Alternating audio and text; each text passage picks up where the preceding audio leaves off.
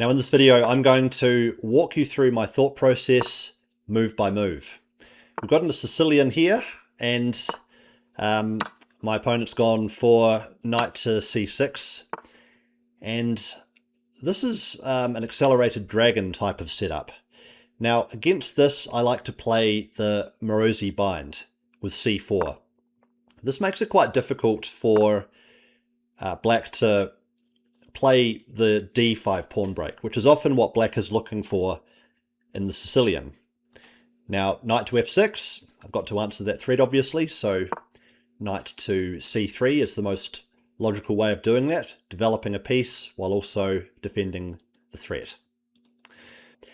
Now, of course, I have to take back with the queen to regain the material, and I'm just going to develop naturally here with bishop to e2. We might see bishop to g7 from my opponent here, but I don't need to panic here. Although that it's creating a threat against the queen, I don't have to move this out of the way immediately because black can't create a threat without the bishop falling. So I've got time to move the bishop out first before moving the queen out of harm's way. So now that black is castled, I do want to move the queen. Don't want to leave the queen on the same diagonal as the enemy bishop. So queen to d2. And what we've got here is a pretty standard Sicilian middle game. We've got the knight on c6 traded for the knight on d4. I'm going to castle kingside, and the game's going to be quite positional. And this is just the way it is in the Maróczy bind. Now my opponent's rated 2000 here. So I should be a slight favourite, having about 100 points of rating over my opponent, but 2000 rated players are strong. They're certainly not beginners, and I've got to be careful. Now this is attacking the pawn on c4, and I do have time to castle because the pawn is already defended. What will often happen here is we might get rook to c8, which is going to provoke me into playing b3, and there can be some problems sometimes on this long diagonal, right? By provoking b3, this bishop becomes more dangerous. But I do have time to castle, and it's around this time where I should probably be looking to slow down. So I've played the opening according to memory, but at some point, of course, we run out of memorized opening preparation. Around about move 10 or 11 is usually where it happens, unless you're playing a very critical line. Some of the variations in the Najdorf or the King's Indian, for example, you do need to memorize more deeply into the game against a well-prepared opponent. But I think right now we've got an equal position, and it's going to be down to which of us understands the position better, who's going to come out on top. Now, worth noting that black can't play rook to c8 immediately, or can he? I'm just wondering about that. I suppose I could take the pawn, but in that case he can take this pawn, right? So that would actually not be a good trade for white. Generally in chess, trading a pawn on the edge for a pawn in the center is going to favor the side who gains the opposition's pawn in the center. So trading the a7 pawn for the c4 pawn is actually not a good idea. So as I'm speaking, from time to time, I will double check my thoughts and, come up with something better. Okay, so a6. So what are the plans here? Well, generally, black is looking to play either d5 or b5. These are the two pawn breaks which can free black's position. Now, the idea of having the pawn on c4 and e4 is to make these two pawn breaks harder to achieve. So one of the things about the Maróczy bind is that white always has to be calculating, can black play b5 or can black play d5? This is one of the things actually which is a little bit annoying about playing against the Maróczy bind from white's point of view. You've constantly got this question. You've got to think about your own plans, but also in the back of your mind, you've got to be on guard for black's possibility to play one of the two pawn breaks. Because if black does get to play b5 or d5, then black is at least equal and can even be better as the center looks to open up. So can he play b5 now? Well, I don't think he can, because I can simply capture he would capture back, and I'd be able to recapture with the bishop or with the knight, either way. I do think, though, that it's a good idea to get my rook off the A file, right? This dark squared bishop can become a menace, so rook to c1 is a very natural place for it. It preempts the idea of rook to c8 from black, and just gets the rook towards the center. So what can further ideas be here? Well, in the Maróczy bind, it often depends, and it's very subtle things that the right plan depends on. Sometimes f4 can be an idea, with the idea of pushing on to f5 at times. But in other times, it can actually be right for white to play on the queen side. So this is a game, or a middle game, sorry, which favors the side who can be flexible in their approach, thinking on their feet. Now this move queen to a5 is something just to watch for here, because there can be a tactic in positions like this one.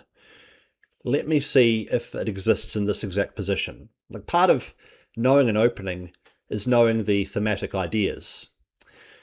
One of the thematic ideas can be to move the knight away, and the idea is that black doesn't have time to take the knight with either the bishop or the knight because the queen is undefended. And if black trades queens, well, in that case, there's time to give this intermezzo with check. The black king moves away, and then I can take here. But the thing is, the pawn on e4 can be weak at the end. Okay, so just follow that line again. Knight to d5, let's say queen takes d2. I do get the check in. The black king has to move away. I recapture the queen, and then he takes on e4. So that's not actually winning a pawn, because black gets to capture the pawn on e4 at the end. So what I'm going to do is I'm actually just going to reinforce the pawn on e4, which is often a good idea anyway, because pressure can come on this pawn. And I'll look to be able to play knight to d5 next move, with this pawn now securely guarded. So whenever you see a potential tactic, it's important to do this double check, just to make sure that the idea that you've come up with hasn't been calculated insufficiently. Like, you need to push yourself to calculate one more move. Now, in this case, we could actually say that this is based more on experience than on calculation, because I think in the past I would have actually tried this move and found that it didn't work. So what's happened now then? Well, now the tactic also could be problematic to play, because after this, and if he takes here, then I don't actually have this check, because he can attack the knight with the king. It is still an idea, though, to get the knight in here, because it's targeting a very juicy square, right? The square on b6, which is also influenced by the bishop. If queen takes, then I take back, and he actually can't take here, because the knight would be moving out of the way. Right, the knight moving away over here would actually create an extra defender on this pawn. So let's see, knight here. He still can't take the knight with either the bishop or his own knight, because he'd lose the queen. So knight here. If he takes this pawn, then I can give the fork, or this fork also. So I think after this, most likely is that actually he takes the queen. So then I take black's queen, and I've got a couple of threats here. I've got the threat of taking this pawn. I've also got the threat of going in here. So I guess in this case he would probably take the knight. And how does that shake out for me? It's a queenless middle game. I'm not so sure I really want that. I can also look to just play b3 to secure the pawn. Prophylaxis can be best, and this knight is securely defended enough. Like, this is the thing. By provoking b3, the knight now has one less defender, but I've got the rook on c1, so I'm actually okay. This move, knight to d5, is certainly an idea to keep in mind for the future, though. So further ideas in a position like this one can include rook to d1, maybe try to get the queen over onto this diagonal. That's one way to play. Like playing bishop to b6 successfully can be an idea for white. You can't do it now, of course, because the queen would just take it. But this is a plan that we could see. I do still like this knight to d5 idea for some reason. It just seems attractive. Let me just calculate this again. Always a good tip to calculate on your opponent's move. Don't just wait until it's your turn to use your time calculating. So queen takes, I think, is most likely. Take back with the bishop. And he takes back with, let's say, the knight. And I take back here. It doesn't matter that this diagonal is open because I don't have any pieces on it. Also after this, and that position, black could take with the bishop. I could capture back this way, potentially. It would open up the file, which, you know, it could actually help black there. Not sure. Now, it's often the case that this light-squared bishop is the worst piece for white, and it can also be the worst piece for black. Like the two light-squared bishops are the two worst minor pieces in general. Okay, so now he's moved his knight away, and one thing that you should be thinking whenever your opponent moves a piece is which squares were defended, which are not defended anymore. So from f6, the knight was defending d5, and the knight was also influencing some squares over here which are less relevant. Does this make knight to d5 more attractive? Let's see. If he takes this way, what would I do? Take this way, maybe? There can be this weak pawn on e7 in some cases. Like he's moving pieces away from his king side, which is an interesting approach. I could actually look to play this way. Maybe now it's actually correct to play f4 and f5. Although he does have 3 defenders on that square. Let's have a look. If I play here, what's the threat? I mean, the threat is to play this, but he could actually probably just take. That's the thing. And just win a pawn. Also got the possibility of playing the bishop here, maybe. Just looking to trade off, perhaps, the strong dark-squared bishop. As you can see, there's a lot of different considerations here, and it's sort of a position with no easy answers. But that's what makes it fun, of course. It makes it challenging. Knight here. I'm expecting the queen trade. I take back, of course. And then he'll take with the bishop for sure. I feel like keeping queens on the board is probably correct. I mean, he's bringing his knight around here, but then maybe that's the right moment to advance here. Also this. He could also be thinking of b5. Does that work now? I'm not sure. Let's go with this one. The idea is to trade off black's best minor piece, although it is also my best minor piece, so I need to be a bit careful. There is the possibility, actually, after the trade of black forcing the queen trade with queen to c5, so not too sure how this one's going to work out. Maybe I should have played king to h1 first. But at this level, you can see how important subtle improvements can be. I mean, no one's making huge calamitous blunders here. Both players are developing their pieces and getting them to better squares, fully aware of the typical tactical ideas, the typical positional ideas in this type of position. So unfortunately, once you get to 2000, it's usually not about just spotting a free hanging piece. You have to play at a bit of a higher level than that in order to win at this level. Now, if you're enjoying the video so far, do go ahead and click the subscribe button. I do a great deal of different content on chess, including tips on how to improve, reviewing master games, and also videos like this one where I play live. So to make sure you don't miss out on any of the future videos, subscribe to the channel, and plenty of good stuff coming your way. So my opponent's thinking here, perhaps considering the queen trade. I mean, I certainly would be if I were him or her. He or she, they might take on d4 and play queen to c5. This is one plan. Also worth noting that my queen is now hanging, so I don't actually have the ability to move this knight away, because then the queen would be lost. So further ideas could include moving the king to h1 just to escape from that pin. I think if I had another move, I'd probably do that right now, actually. Or I might take the bishop first, I'm not sure. But yeah, let's get the king away from this dark square, just to avoid any trouble on that diagonal. This is one of the downsides of playing the f-pawn to f3 or to f4.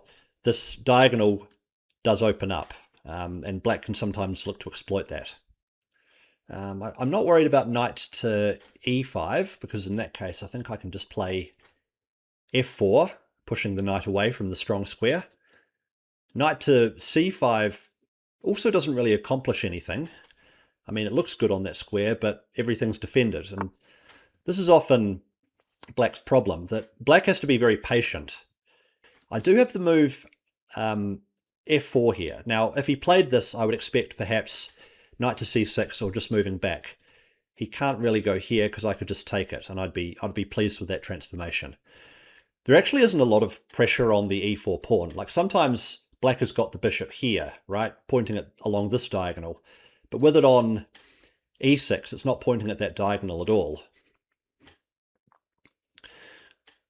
But maybe patience is best here. I mean, I said that I'd play king to h1 if I had another move, so maybe I should actually just follow through with that. Yeah, it can be good to be patient in the Maróczy bind. You just wait, wait, wait, and eventually one side overextends themselves. This is what can kind of happen.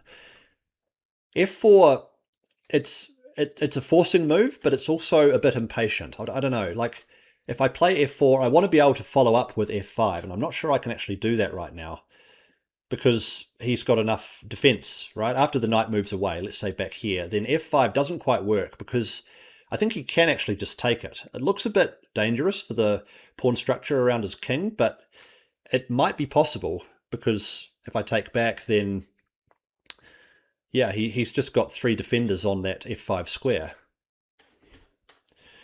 So who's going to overextend first? That's one of the questions.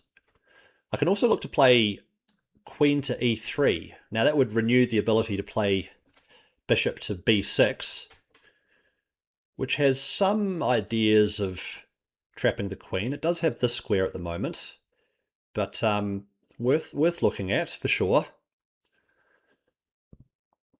If there was if there was a black rook on d8, then that would work a lot better.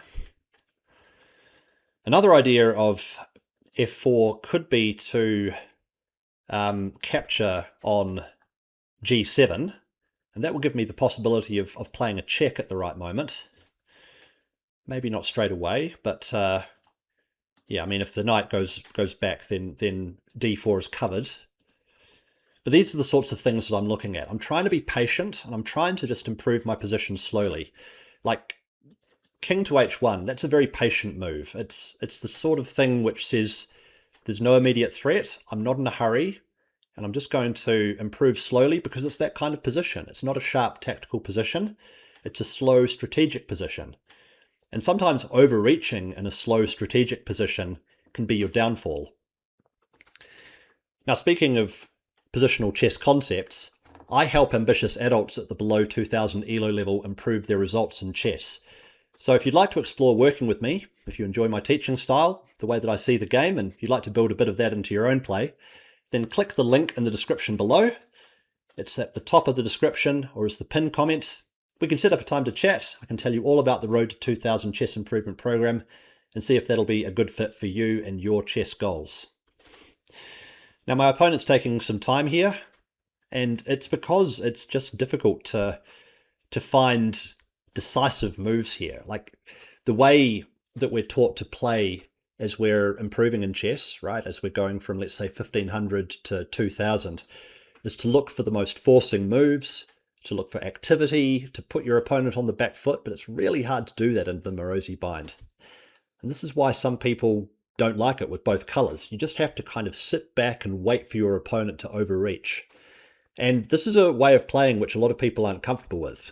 I have to say, I'm not the most comfortable with playing this way myself. Like, I tend to favour sharp, aggressive middle games, open Sicilians, Kings Indians, where the goals are very clear. Both sides are attacking, and it becomes very tactical. So sitting back is something that's not my natural game, but on the other hand, sometimes we have to play in a different way. And an awareness of our weaknesses, or the types of games that we're least comfortable with, is the first step to improving them. So he's moved his bishop back to d7, and maybe his idea actually is to come over to the other diagonal. That's possible. Just noticing though that that bishop is undefended. Just keep an eye on that one. There could be some tactic if I can get him to recapture with this pawn. I don't think I can do it right now, but that's just one to keep an eye on. Does f4 work now? Well, not really. It doesn't work any better than it did before because the bishop is still defending that square. I'm just going to actually bring my other rook to d1. Just get a quick move off. You know, my opponent is in a phase now of playing very slowly. And sometimes you can put the pressure on by playing a little bit more quickly. Now, you've got to be careful with this strategy, of course. You don't want to play too quickly and end up, you know, blundering something. But I don't think I am here. It is this type of slow position. And moving the rook to d1 now means that my queen is protected, which means that, again, I do have this possibility of knight to d5, if I want to, right? It'll be possible now to play this. Black can trade the queens, although be careful, as I've just noticed, after this, there would be this bishop on this diagonal, which would skewer the two rooks. Like if I've got a rook on d2 after that queen trade, then bishop to h6 would be very strong. So do need to be careful. You can never tell yourself too many times in chess to be careful. It's just generally good advice. I'm building up a nice time advantage here as well. So if the game does come down to a time scramble, I'm going to have a nice advantage in that aspect. Really, I'm looking to time the f4 advance here. Certainly if he played bishop to c6, I'd consider it more strongly, because in that case, he wouldn't have the bishop defending the f5 square. Remember, I want to play f4 with the idea of f5 next. Now, given that I've just moved my rook over towards the center, like away from the f-file, maybe actually f4 is not my plan anymore. But yeah, maybe I should actually be going for the other idea of queen to e3 and bishop to b6. And that's a forcing move, and there could be some chances of trapping the queen. Maybe now, actually, just looking at this, queen to e3, bishop to b6. I'm giving myself a few moves here, but this is often a good way to think, like just to understand what threats you might have. But let's say that I get a few moves here. Queen to e3, bishop to b6. Now black's move. Black's only real square for the queen. Well, actually, there's a couple of squares. He could go to a3 or he could go to b4. There is the possibility, though, of playing knight to d5, which is a possibility which wasn't really in existence before. Okay, so because the bishop's moved away from guarding d5, I've now got this as a possibility for myself. Okay, so now he's looking to attack on the king side, which is pretty interesting. He might be looking to play all the way down here. I can always stop it with h3 if I need to. Another quite interesting move here could actually be queen over to g5. Now, what would he do in that case? He could play bishop here, I guess. That might enable me to play the queen into here. I don't know. There's just this idea of maybe queen here and advancing the pawn, and I guess the knight can always go there, and then I don't actually have a tactic, do I? Yeah, tricky position. Clearly he's looking to be aggressive, like I said. It's often the case that players run out of patience in positions like this one, and that's why he's looking to attack on the king side. So now I have this threat of bishop to b6. I'm not really sure if it works, but it's certainly a move that my opponent's going to have to consider. He's going to have to think about this. And now I'm also able to move the knight away without trading queens, which is good for me. Be careful of this alignment of the queen and rook on this dark squared diagonal. For now it's not a problem because bishop here simply loses the bishop. But just keep an eye on that one. So it's not just about noticing the tactics in a position. It's also about noticing the potential tactics. Like this is not a tactic yet, bishop to h6, because the queen is covering it. But it could be in the future if the position changes somewhat. The same with the back rank. Like I'm just going to highlight that right now I could become weak on the back rank at some point. Again, not now, a long way away. But just having these patterns in the mind will help with things later. So, okay, I could have some back rank problems. I could have some problems on this diagonal. What else? I still need to be careful of b5 and d5. We're deep into the middle game now, but it's actually still only move 18, which, you know, is interesting because the game's been going for quite a long time, and yet we have only played 18 moves. Like my opponent's down to just over 2 minutes, and I've also got not a great deal of time, 6 minutes, still a lot more than my opponent. So I do have the chance to take one more longer think at some critical moment. My opponent doesn't really have that luxury. So I think if the position gets complicated, we could see some fireworks here. Okay, so now he's played knight to c6, putting some pressure on. Now this might allow me to play this move, attacking the queen. What happens if I play that? Well, he's got a few extra squares that he could retreat to now. Like he could go, well, he could go to a number of different squares, couldn't he, all along this row? But actually, how many can he go to? Let's see, bishop here. There's a high chance of my opponent making a mistake in this position, I feel, given his time situation. Okay, if he goes here, then I can hit him again with this move, and that's kind of what I'm hoping for. If he goes to there, what then? Do I have this knight coming in here in that case? Maybe, maybe not. I also could just take here and then bring the knight in this way. Maybe that's quite strong because I've got the threat of coming in here in that case. Also just keep an eye on this hanging bishop. Taking here, the king is a bit by itself, isn't it? I mean, he's moved all of his pieces over to the queen side, and he's only got this dark squared bishop defending his king.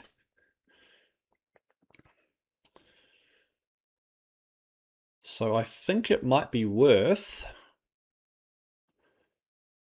removing the one defender of his king's position. Let's see, take, what's my next move? Knight here, I think. That comes with the threat of coming in here.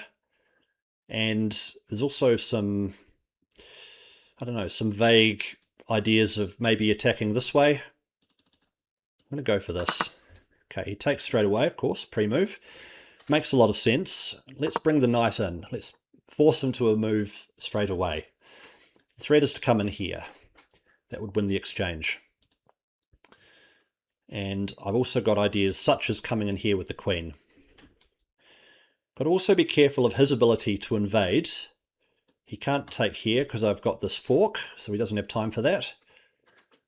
I might look to move this pawn ahead though, if he doesn't respond to this move in the right way.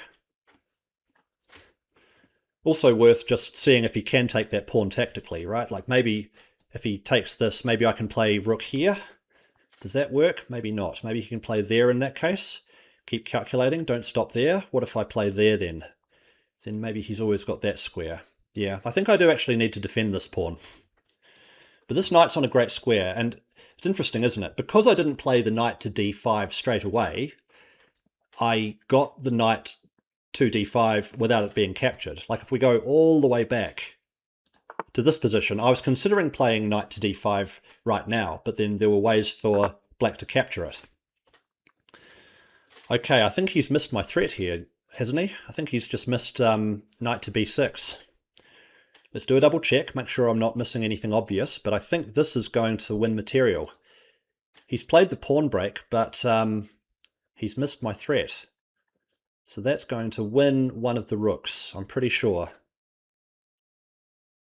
Also, the bishop is under attack. In fact, he has to move the bishop, actually, doesn't he? Don't think I'm missing anything here. No, I think I can just play this with a fairly high degree of confidence. So interesting, isn't it, that even 2,000 rated opponents can miss tactics when they're in a difficult position with low time. I think that the time is a factor here for sure for my opponents. I mean, not easy playing with less than a minute in a complicated position, and yeah, but unfortunately he did just miss that one. He was probably focused on the other capture, which was a threat in some of the other positions. But yeah, here he's going to have to move his bishop, or move the rook, I guess. He could move the rook, defend the bishop, but then I take the other rook. If I get the choice of taking the bishop for free or trading my knight for the rook, then I'll definitely go ahead and take the bishop. But I'm not going to get the chance to do that. But let's see. Do I actually have another move here? Let's see. If I take here, he has to take this way. Then maybe I can play this, and then he doesn't have the ability to capture due to the pin. Like his rook was going to be on d7. On the other hand, winning the exchange is pretty attractive. He's going to have to move his rook back here anyway, and maybe then I can play the pawn up. I think that's actually even stronger, isn't it? Yeah, that's the way to go. Simple as best. Now I move up, and he can't actually take this because he's going to lose the bishop. Remember I said a few moves ago, keep an eye on that undefended bishop? Well, we've got a case where it's become relevant, and that's why, you know, what I was saying before, that you can spot potential tactics even if they're not quite working, and that can help save time or provide ideas for later. So this, I think, is going to win another pawn for myself here. I just have to be a bit careful about the queen's influence down this way. But for now, okay, he takes that pawn, but that's all right. I'm not too worried about that. This bishop is defended by the queen, so all good there also.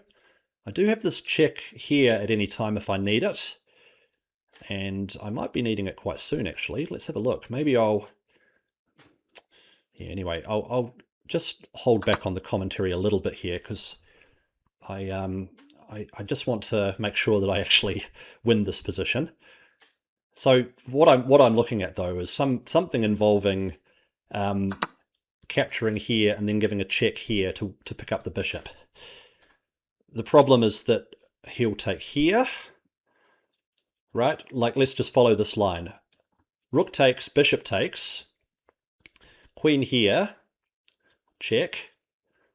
The king moves somewhere, and I pick up the bishop. He takes my bishop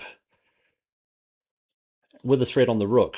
Now, I might actually have a threat on his rook here. It gets quite complicated, but let's have a look here. Do I have, or I could also just take this. Maybe that's simpler. Maybe I'm overcomplicating this. Just take this, which is a fork of the two pieces. Yeah, maybe simple is good. Don't think there's any forcing moves in that position. That rook is defended, and that rook is not defended, but I think I'm okay because it's got a threat. I'm fine on the back rank. The knight can't give any attacks on the queen or the rook because everything valuable, apart from my king, which is so far away, is are on dark squares. They're on dark squares. So black has got a light squared bishop, and I've got all my main pieces, the two rooks and the queen, are on dark squares. The knight can't give any useful jumps, and the bishop's under attack. So very tough for my opponent now. The bishop's under attack. There's also, yeah, like I'd also be winning if I were to trade here. Like, trades would actually favor me. Now, just be careful. Don't relax. One thing that I could consider here is looking to trade queens, for example. But I think actually I just want to push this knight away, don't I? Because the knight is responsible for guarding the bishop.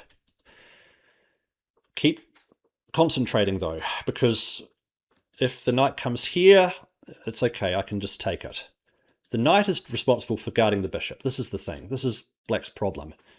I can play this, and once the knight moves, the bishop will fall, I'm pretty sure. You can see I'm still being careful, so take this to heart. This is important. This is not over. I see. So his idea now is that he's attacking the queen. And if I take here, he'll take back with the bishop. I want to be careful though. Okay, take here, take here. Maybe this is actually simplifying. I know that it's failing to win the piece, but maybe it doesn't matter. I've got to just watch out for this bishop. This bishop is also under attack. So like giving the check, for example, with the idea of taking here will allow his queen in, and I don't really like the look of that. Okay, I'm just going to go for simplifications. It's maybe not the best move, but I think it is a practical move, and sometimes practical is good. Now, I'm up the exchange, so let's remember that. I think this is going to make a lot of sense, just to give my king an escape square. So I won't have any back rank problems now. Moves the bishop away, makes a lot of sense. And now can I play this move, looking to open things up even more. If he takes here, I take here, he takes there. His king's definitely opening up in that case, isn't it?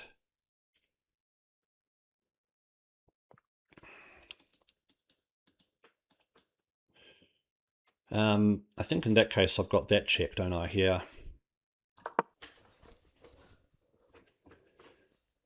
So I'm also down to increments, so I've got to just make simple, practical decisions here. It's not time to do long calculations. Instead, I've got to keep creating threats, keep creating problems for my opponent, and remember that I'm material up, so I don't need to do a long, fancy sequence. I just have to avoid blundering anything. Okay, okay, he's gone for this move, so he's trying to answer the threat with a threat of his own. Let's just coordinate everything. Like so, okay? So now the rooks are all defending each other, and the queen's also defending. So the two rooks are coordinated. Now, can I pin and win here? This is a pin, right? How's he going to defend that bishop? Yeah, simple tactics can sometimes be the difference in these time scrambles.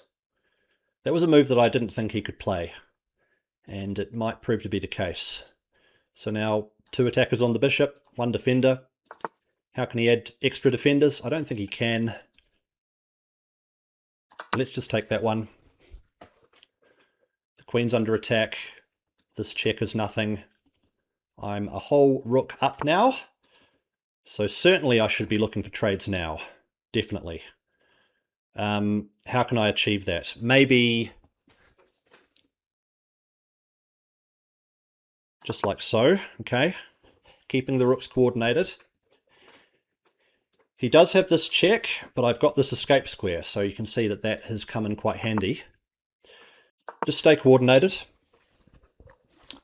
This is the one way that I could lose here, these two advanced pawns. Okay. Now I think I'm going to open him up. That comes with a threat.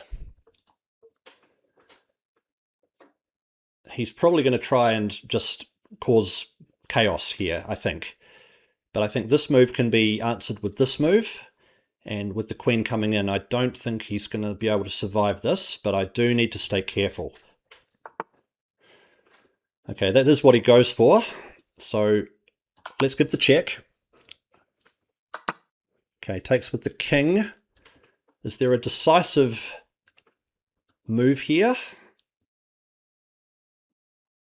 Let's go with this. I've also got this as a possibility. He can promote the pawn, but he can't really. Not yet. I've got... Okay, I think I've got a checkmate here. No, surely. There must be something. Or a win of material. Has to be something decisive. Yeah, that's going to end the game. Whew. Still got complicated at the end, didn't it? But I think the story of this game was really that I was a bit more patient than my opponent, and ultimately he did miss that move, knight to b6. Now that you've seen me play a live game, click here to learn more about my thought process. In this video, I share 5 of the most important mindset shifts that you can make right now to improve your own play. So go ahead and check it out.